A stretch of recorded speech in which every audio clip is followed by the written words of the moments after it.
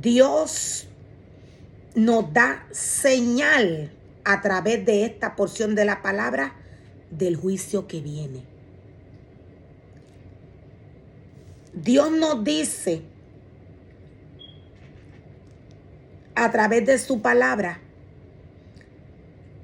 esta porción de la palabra, voy a estar compartiendo algunos detalles. Esta porción de la palabra es una declaración, es una profecía declarativa que Dios trae para Jerusalén para estos tiempos. Lo voy a volver a repetir. Esta profecía que Dios nos trae en Ezequiel 5 es una profecía declarativa. Una profecía que Dios trae para estos tiempos. Profecía que se va a cumplir sí o sí. Esta porción de la palabra tiene como tema señal del juicio que viene. Dios, siendo el reflejo de su propia palabra, Dios trae claramente qué va a pasar a Jerusalén. Dios le dice a Ezequiel, coloca una tercera parte del cabello en el centro del mapa que hiciste de Jerusalén. Dios envía a Ezequiel a hacer un mapa de Jerusalén y luego le envía a regar cabellos. De esta manera, el pueblo de Dios, Jerusalén, va a ser esparcido. Va a llegar un momento dado que el pueblo va a tener que huir, va a tener que dejar su casa, va a tener que dejar todo. Estamos viviendo tiempos finales. En cualquier momento, Jerusalén va a tener que dejar su casa. Dios nos dice a través de su palabra que ojalá que no sea en el invierno. Luego, Dios le dice, después de representar el ataque a la ciudad, quémalo allí.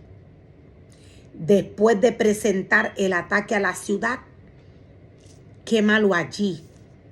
Esparce otra vez otra tercera parte del cabello por todo el mapa y córtalo como una espada. Arroja la otra tercera parte al viento, porque yo esparciré a mi pueblo con la espada. Conserva apenas un poquito del cabello y átalo en una túnica. Luego toma algunos de esos cabellos y arrójalos al fuego para que se consuman.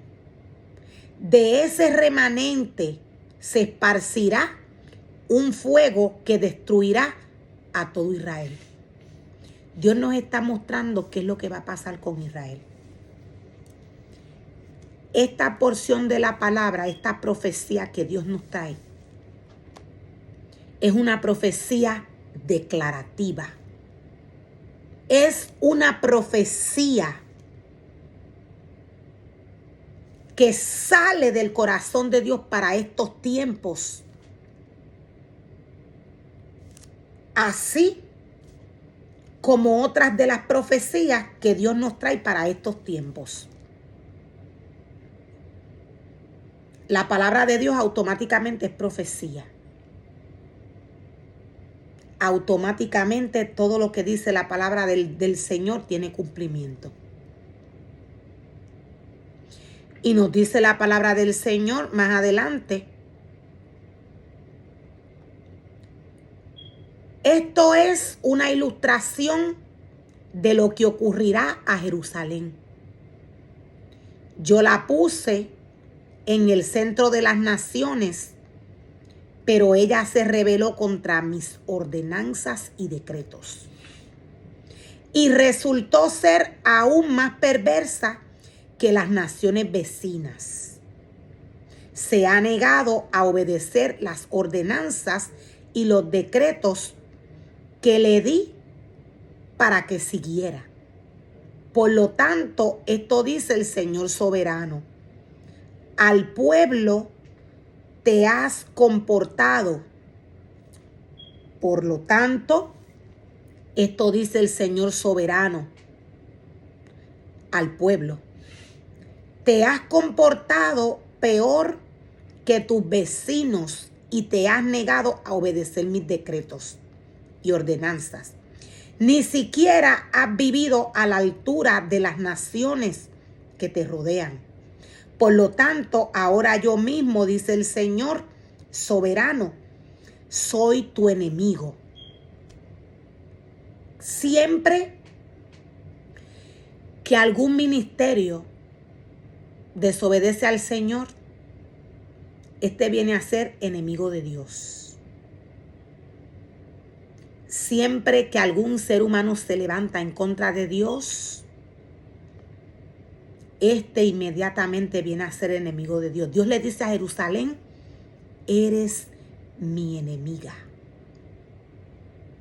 Por tanto, ahora yo mismo, el Señor soberano, soy tu enemigo. Dice el Señor: te castigaré en público a la vista de todas las naciones. A causa de tus ídolos detestables, te castigaré como nunca he castigado a nadie, ni volveré a hacerlo jamás. Dios nos está hablando de la gran tribulación. Dios va a castigar a Jerusalén en frente de todas las naciones, en la cara de toda nación. Dios siempre trae su palabra a tiempo y afuera de tiempo. Dios le da oportunidad al hombre. Dios nos dice que su pueblo, Dios nos dice que su pueblo es rebelde. Dios nos dice que su pueblo ni siquiera lo escucha a Él. Aún así, Dios envía palabra al pueblo. Aún el pueblo no lo escucha a Él. Dios envía palabra al pueblo. Esto nos deja ver que Dios, en su inmensa misericordia, trata con el pueblo, pero hasta un momento dado, hasta un límite. Cuando llegue el momento del castigo,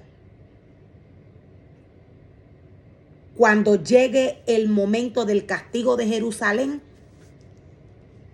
aquí no va a haber oportunidad. ¿Por qué?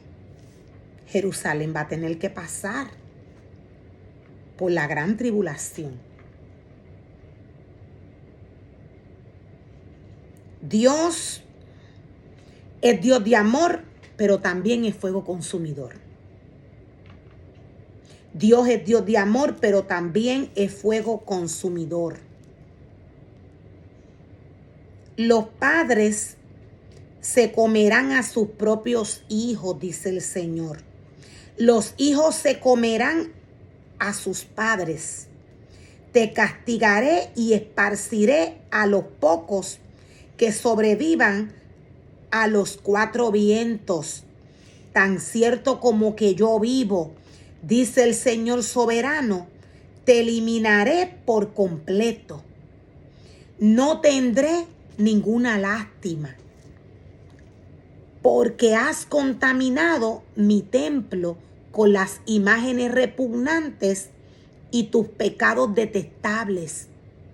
Una tercera parte del pueblo morirá de hambre y de enfermedades en la ciudad. Otra tercera parte será masacrada por el enemigo fuera de las murallas de la ciudad. Cuando Dios nos habla de los enemigos, Dios nos está hablando de aquel remanente señalado para cuando llegue el tiempo de atacar a la iglesia de Dios. Esto está cerca. En cualquier momento se va a la iglesia y el anticristo se manifiesta. Cuando vean la abominación desoladora, dice el Señor. Cuando vean la abominación desoladora en la casa del Señor, aquella abominación que habló el profeta Daniel, huyan. Dios nos está hablando de este momento. Dios dice que unos van a morir de hambre. Dios dice que otros van a morir de enfermedades. Dios nos dice que otros van a ser masacrados por el enemigo. Ese enemigo es el anticristo. Ese enemigo es el anticristo. Todas las naciones van a ver todo lo que va a suceder en ese momento. Que el anticristo se levante en contra de la iglesia. Dios mismo pone a sus enemigos a masacrar a los idólatras. Dios les llama idólatras porque lo traicionaron. Dios dice, porque has contaminado mi santuario con tus imágenes repugnantes. Dios no tiene rostro. A Dios se le adora en espíritu y en verdad. Dios no acepta ofrendas con defectos. Nadie que vaya a invocar el nombre del Señor con defectos en su cuerpo, Dios va a aceptar esta ofrenda. Él dice que Él es santo, que Él es puro, que Él es limpio. Una imagen en la vida del hombre puede ser cualquier cosa. Después de que el hombre pone imágenes y deseos en su corazón, corazón que le pertenece al Señor, luego que esto sucede, Dios se aleja porque el corazón le pertenece a Él.